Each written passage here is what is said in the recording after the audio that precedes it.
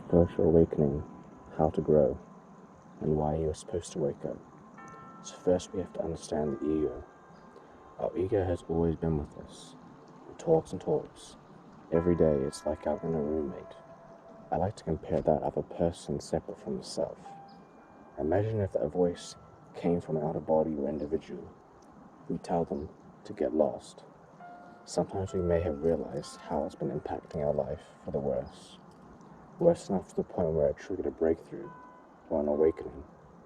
The ego is what has been molding us into a confined reality that consists of laws given by a system. Once we realize that we have minds of our own, minds that can sometimes entangle our judgment of what is really worth caring for in life, it keeps us stuck in lower vibrations, aka guilt, fatigue, anger, jealousy, or depression. Now that we are grasping hold of our inner truths and learning to perceive the mind instead of bowing down to it subconsciously, not that it's our fault either. The system or matrix was designed this way for a reason. It's all about walking around the edges, outside the box, should I say. We see our behavior patterns now and how they could have been part of the reason we were in a sleep for so long, and part of the reason we woke up in the first place. Awakening to the understanding of the false self or the ego can still be a struggle at certain times, but this is one of the key experiences you will take with you to self-realization and furthermore your journey of enlightenment. I personally think one of the so-called traps of awakening is putting yourself and others into a box by identifying yourself as a quote-unquote spiritual person, as everyone is on a life journey at their own and different pace. Not that this is bad or negative either. The more we can realize the spiritual ego, the more we can understand our shadow side, which has been knowing or unknowingly left neglected, the more we can integrate the oneness process within this time. Eventually, more people will work on coming together through the shift of consciousness on planet Earth to realign ourselves. Gradually, through many lifetimes, we will experience the love vibration will raise, allowing our kind to move in harmony further, more becoming one. And that's why everything we experience or will experience, it all comes back to us. The transformation of the inner world should be prioritized before the outer world, as our ego focuses more on the outer world before the well-being of the self. Spiritual growth always requires the paradigm shift to our inner world, which is for me personally the way to quiet the world around me and tune into all the senses and thoughts in everyday life.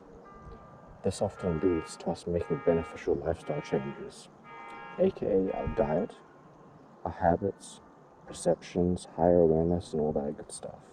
Self-improvement never gets old. Next, we have to deal with our inner energy flow and how to unlock its powers.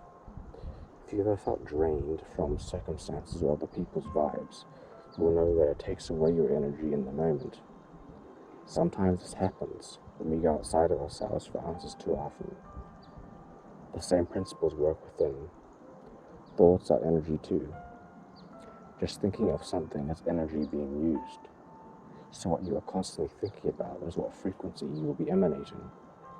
Sometimes we contract and close ourselves off to the world, us being the chosen ones and the hypersensitive to outside energies.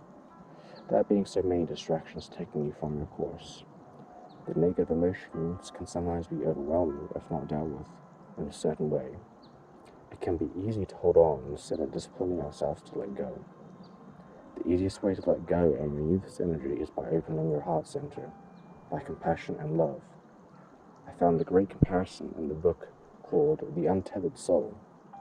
Say, for example, you ever had a crush or loved someone. Think about how you opened your heart in order to feel that love for the person. You probably felt that energy in waves. Feeling tired simply wasn't an option.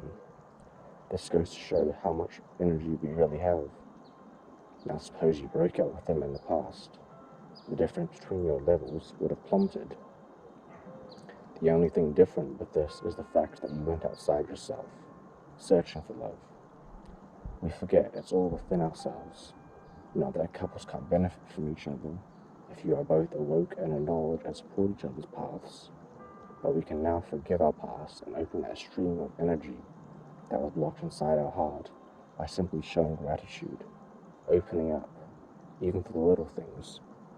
I always try to remind myself, whenever circumstances are out of my control, that I have an open center of love I can turn to at any time. What you will find within is unlimited in every aspect. We are the energy source. We are all from the same fabric.